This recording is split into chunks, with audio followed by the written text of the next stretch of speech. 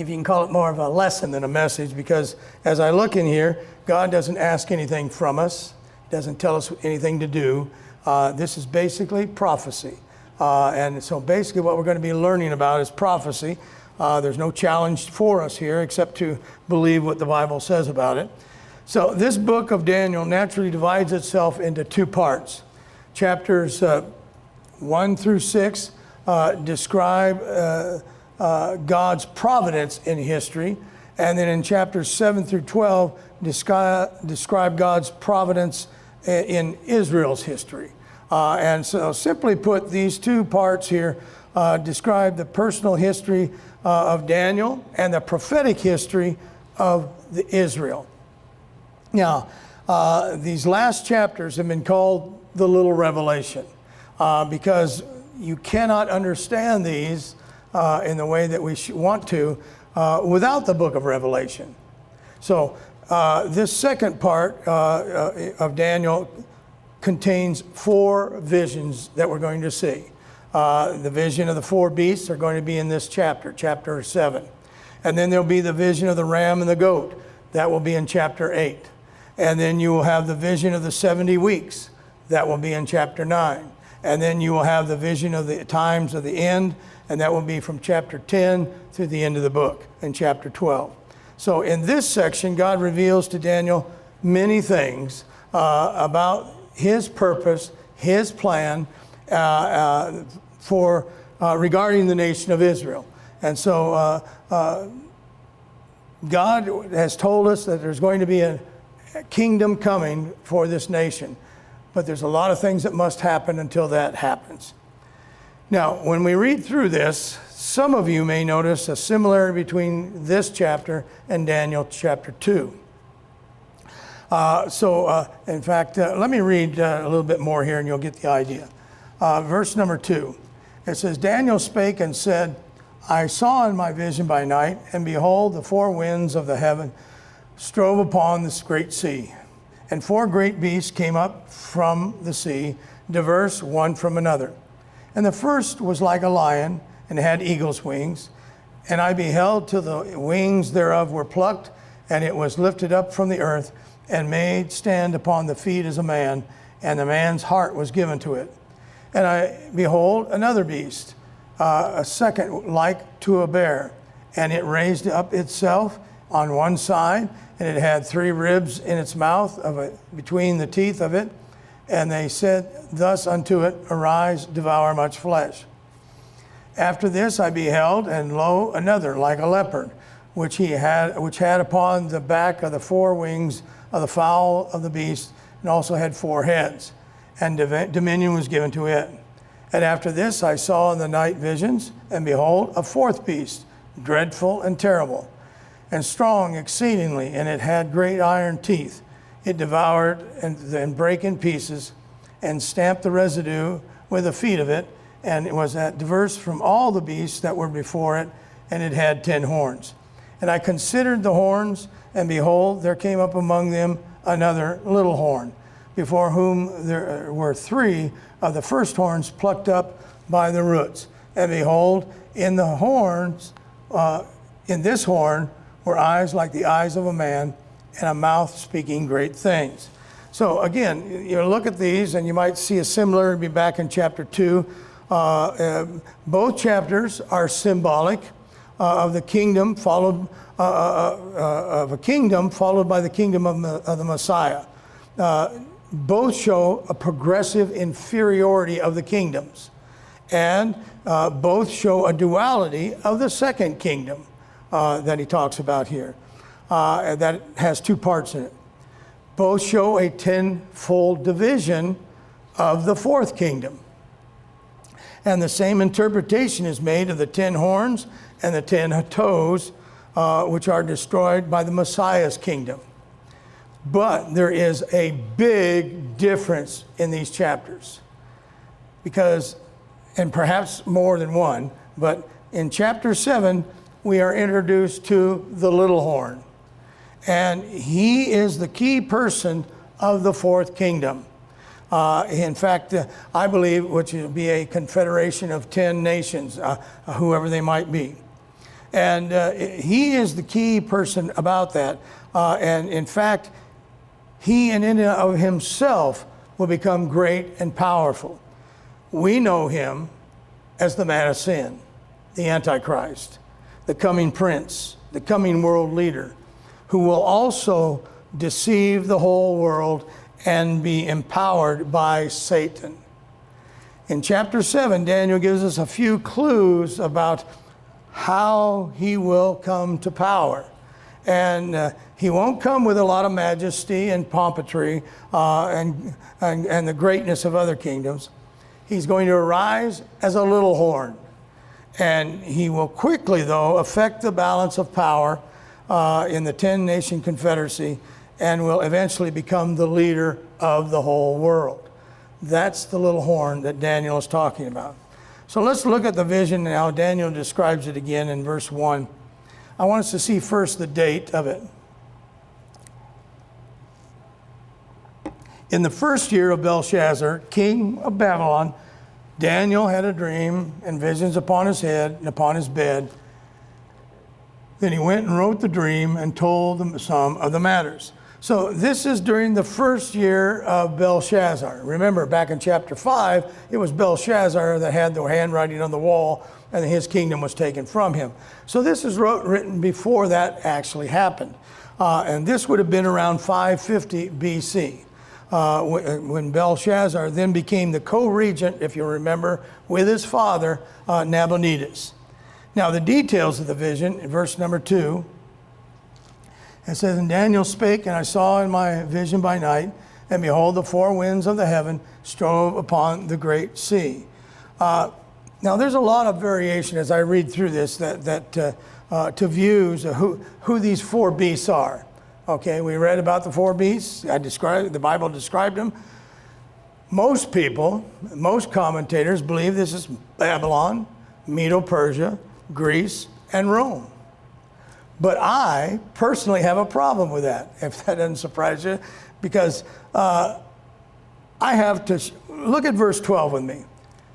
He says, "As concerning the rest of the beasts, they had their dominion taken away, yet their lives were prolonged for a season and a time." That doesn't describe what happened back in chapter 2 when God talks about that image. In fact, in verse 11 it says, "And I beheld them because of the voice of the great words which the horn spake. I beheld even till the beast was slain and his body destroyed and given to the burning flame. As concerning the rest of the beasts, they had their dominion." So these are alive, these beasts, at the same time as the little horn. So I have a real problem with it. Trying to be specific on this, we're talking prophecy. And it's going to be a little confusing maybe until we get to the fourth beast. And until we get to the 10 horns and compare it with the book of Revelation. So why would Daniel, I have these questions that I always ask myself. Why would Daniel have a vision is exactly like the great image in Daniel chapter 2? Because understand, it's been several years since these other kingdoms have gone away, since Nebuchadnezzar was on the throne. So I don't have an answer to that. I don't believe God would give the same vision about kingdoms that have already passed on. So the four beasts, he says in verse number 3, "And the four great beasts came up from the sea, diverse one from another." I need to read verse 2 again. "Daniel spake, and I saw in the vision by night, and behold, the four winds of heaven strove upon the great sea, and the four beasts came up from the sea, diverse one from another." So the four winds of heaven are striving up the great sea. One of the reasons that people believe that this is Babylon, Medo-Persia, Greece, and Rome is because they believe the Great Sea is the Mediterranean Sea. But I have a problem with that, because Persia, Medo-Persia, is not located. Babylon and Medo-Persia are not located at the Mediterranean Sea. They're not anywhere near it. So I believe It may also refer to the mass of humanity upon the earth in the book of Isaiah, chapter number 17.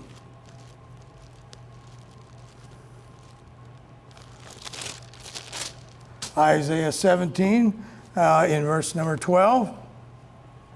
It says, "Woe to the multitude of many people which make a noise like the noise of the seas, and to the rushing of nations that will make a rushing like the rushing of mighty waters." So there's a description there of people being like the sea and like the waters. Also in the book of Revelation, chapter 17. Revelation 17 in verse number 15. It says, "And he wrote unto me," well, let me read verse 1 again. It says, "And there came up one of the seven angels, which have the seven vials, and talked with me, saying, Come hither, I will show unto thee the judgment of the great whore that sitteth upon many waters." And then in verse 15, "And he saith unto me, The waters which thou sawest, where the whore sitteth, are peoples, and multitudes, and nations, and tongues." So the Bible is clear that it does describe the waters and the seas as a mass of humanity from time to time. So the four winds of heaven represent the forces that God uses to control and even destroy. While we're in Revelation 17, look at verse 1 again. And he says, and there came one of the seven angels, which had the seven vials, and talked with me, saying, "Come hither, I will show unto thee the judgment of the great whore that sitteth upon many waters." So again, there's going to be a judgment. Not Isaiah, Jeremiah, let's go over there, chapter 49, I believe, yes. Jeremiah 49.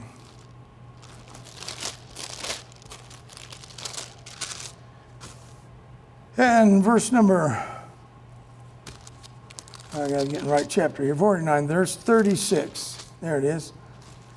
It says, "And upon Elam will I bring the four winds from the four quarters of heaven, and will scatter them toward all those winds, and there shall be no man whither the outcasts of Elam shall not come." So God, I want you to know, God uses nature. Amen? He uses nature to destroy. He uses nature to get our attention. While we're in that same book, look at chapter 51. "Thus saith the Lord, Behold, I will raise up against Babylon, and against them that dwell in the midst of the rise up against me, a destroying wind." So again, the symbolic is that this wind, of course we know it was the Medo-Persian Empire that destroyed them. So the four great beasts are coming up out of the sea, according to Daniel 7, verse 3. Now let's look at the beasts in verse number 4. It says, "The first was like a lion, and had eagle's wings. I beheld till the wings thereof were plucked, and it was lifted up from the earth, and made stand upon as the feet of man, and a man's heart was given to it." One of the reasons that people believe that this is Babylon is because in the Oriental Museum in Chicago, they have a great exhibition of Babylonian artifacts. And you'll notice there that some of them feature Babylon as a lion. Now, it is also featured many other things there, but the lions never have wings on them. That's one thing I can tell you. And I guess we could say that describes the Babylon in its greatness, in that the lion is the king of beasts and the eagle is the king of birds. But understand this, he conquers at great speed. And so verse 12, though, still troubles me. The fact that they are something here that the beasts had their dominion taken away, yet their lives are prolonged for a season and a time. So something happened in verse 4 to lose speed of Daniel 7. Could this not be referring to the defeat of an empire, and that eventually lost its power and becomes just a voice speaking, as it says here? A political voice having lost its power. That to me would explain verse 12. And could not this be referring to England? They have always been characterized by lions and also with eagle's wings. And with swiftness, they did have a great colonial empire at one time. But their once great power is now gone, and basically they're just a voice that's out there speaking. Then I come to verse, again, I could be wrong. Verse 5, it says, and behold, another beast, a second like to a bear, and it raised up itself on one side, and it had 3 ribs in its mouth of it, between the teeth of it, and they said thus unto it, arise, devour much flesh. Now again, the traditional view is that this is the Medo-Persian Empire in the way that it overtook Babylon, along with Egypt and Lydia. The problem I have is I have searched, and I can't find anything anywhere in history that Medo-Persia is ever represented by a bear. How come? Well, perhaps it isn't referring to them. There is a nation that does refer to itself as a bear. Russia. And according to verse 5, it raises up on one side, which some say is Persia as the dominant attacker, but they conquered more than 3 nations, which the 3 ribs represent. It's really all guesswork on my part here with regards to this. But if you believe it's Medo-Persia, it's a very comfortable position because you can just wipe it off and say it doesn't affect me today. But if it's Russia, you can't ignore it. It will affect you. Daniel's talking about the time of the end, before the coming of the Messianic kingdom here on the earth. Remember, these are things that Daniel didn't understand. Is it possible the bear referring here is to Russia? Well, again, in verse 12, as concerning the rest of the beasts, they had their dominion taken away, yet their lives were prolonged for a season at a time. Go over to the book of Ezekiel with me, chapter number 38.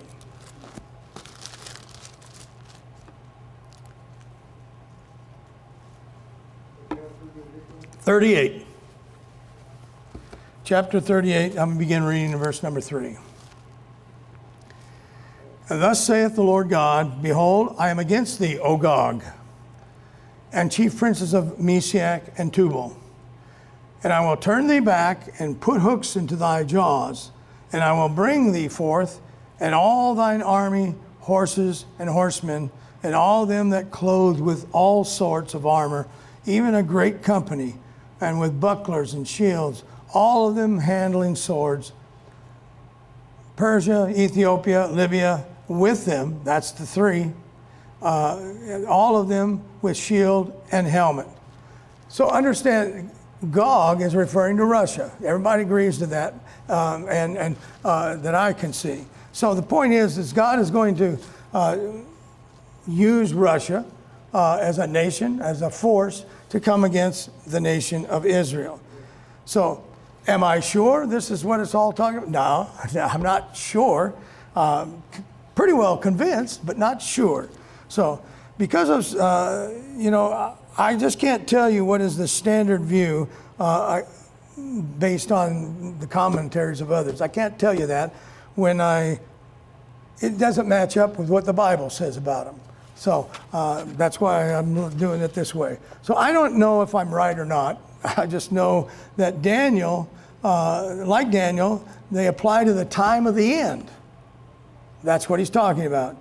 And so they're more likely to refer to something other than the 3 kingdoms that fell along before Rome was ever in existence. Well, let's look at the verse 6, at the winged and multi-headed leopard. After this I beheld, and lo, another like a leopard, which had upon the back of its 4 wings of a fowl. The beast had also 4 heads, and dominion was given to it. So why, I ask myself, do so many think that this refers to Greece when there isn't one indication in history that the leopard ever represented Greece? You would think there would be some kind of obvious picture or something that would show us that. But they see the leopard here. The reason they say Greece is because they see it as a fast animal. And we know it only took Alexander the Great 2 years to conquer then the known world.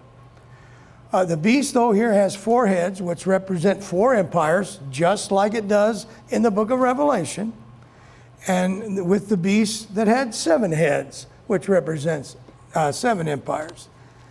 Is it not possible that the leopard that comes to power in the midst of the continuance of the lion's still there, the bear's still there, that it's something different than what we might have ever thought before? Is it possible, or isn't it not possible, that this refers to some sort of Arab-Muslim alliance? Could be. But now let's look at the dreadful and terrible beast of verse 7 and 8. After this I saw in the night visions, and behold, a 4th beast, dreadful and terrible, and strong exceedingly. And it had great iron teeth, and it devoured and brake in pieces, and stamped the residue with the feet of it. And it was diverse from all the beasts that were before it, and it had 10 horns. And I considered the horns, and behold, there came up among them another little horn, before whom there were 3 of the first horns plucked up by the roots. And behold, in this horn were eyes like the eyes of a man, and a mouth speaking great things. So, when I look at this, what we're reading, in fact, go to Daniel 2. I think this will clear this up. Daniel 2. Excuse me. Chapter 40, or verse 40. Daniel 2, there he is. The 4th kingdom shall be strong as iron, for as much as iron breaketh in pieces and subdueth all things. And as iron that breaketh all these shall break in pieces and bruise. Whereas thou sawest the feet and the toes, part of potter's clay, part of iron, and the kingdom shall be divided, but there shall be in it the strength of iron, for as much as thou sawest the iron mixed with clay. As for the toes and the feet were part iron and part of the clay, so the kingdom shall be partly strong and partly broken. And whereas thou sawest iron mixed with miry clay, they shall mingle themselves with the seed of men, but they shall not cleave one to another, even as iron is not mixed with clay. So what we read there is not found here in Daniel chapter 7. In Daniel 7, verse 7, the beast itself is the final empire with the 10 horns, of which comes the Antichrist. The beast is not Rome, who will then create a final extension of itself by 2 legs and 10 toes. Though the 10 toes represent 10 kings, the beasts are different. The beast of the 4th kingdom in Daniel 2 is the Roman Empire. But the beast of Daniel 7 is one that exists at the end time and has 10 horns. So it is a confederacy of the end time, and who knows, it may be the European Common Market, it may be something else, but it's a confederacy of 10 nations. We do know that in the midst of these 10 kings, which form this confederacy, a beast that is terrible begins to dominate. He comes out and will come out as a little horn. He is the Antichrist. This matches exactly with what we find in the book of Revelation. This 4th beast is the empire of the end times spoken of in Revelation 17. Let's go over there.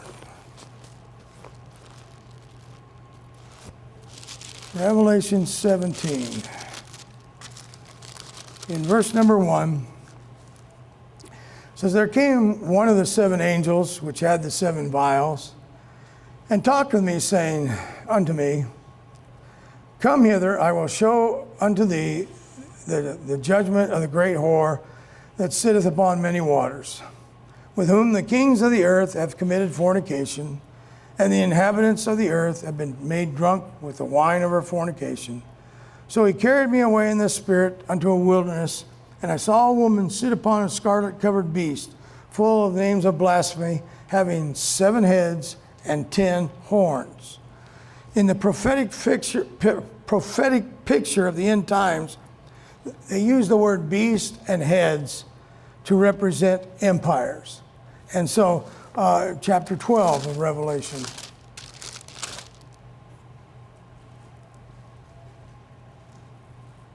And verse number, 3. And there appeared another wonder in heaven, and behold, a great red dragon, having 7 heads and 10 horns, and 7 crowns upon his heads.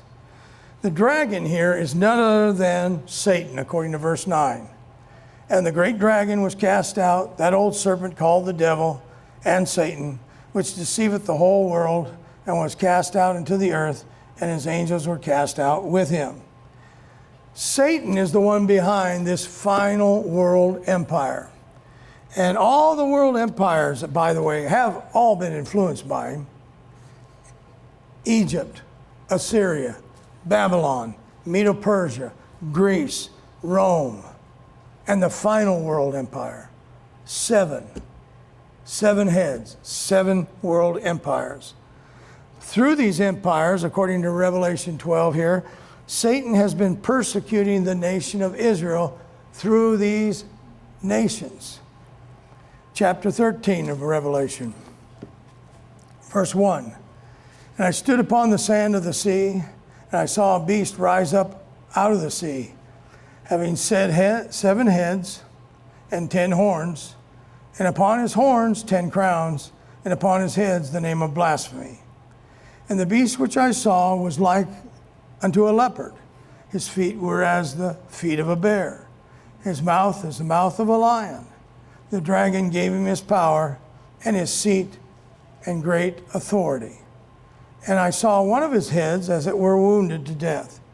And his deadly wound was healed, and all the world wondered after the beast.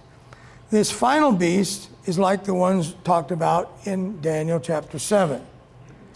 Back in chapter 17 again, and in verse number 3, it says again, so he carried me away in the spirit of the wilderness, and I saw a woman sit upon a scarlet-covered beast, full of names of blasphemy, having 7 heads and 10 horns. Drop down to verse 7 with me. And the angel said unto me, wherefore didst thou marvel? I will tell thee the mystery of the woman and of the beast that carrieth her, which hath the 7 heads and 10 horns. The beast that thou sawest was and is not, and shall ascend out of the bottomless pit, and go into perdition. And they that dwell upon the earth shall wonder, whose names were not written in the book of life from the foundation of the world, when they behold the beast that was and is not and yet is. And here's the mind which hath wisdom. The 7 heads are 7 mountains on which the woman sitteth. And there are 7 kings. 5 are fallen, 1 is, and the other is not yet come. And when he cometh, he must continue a short space.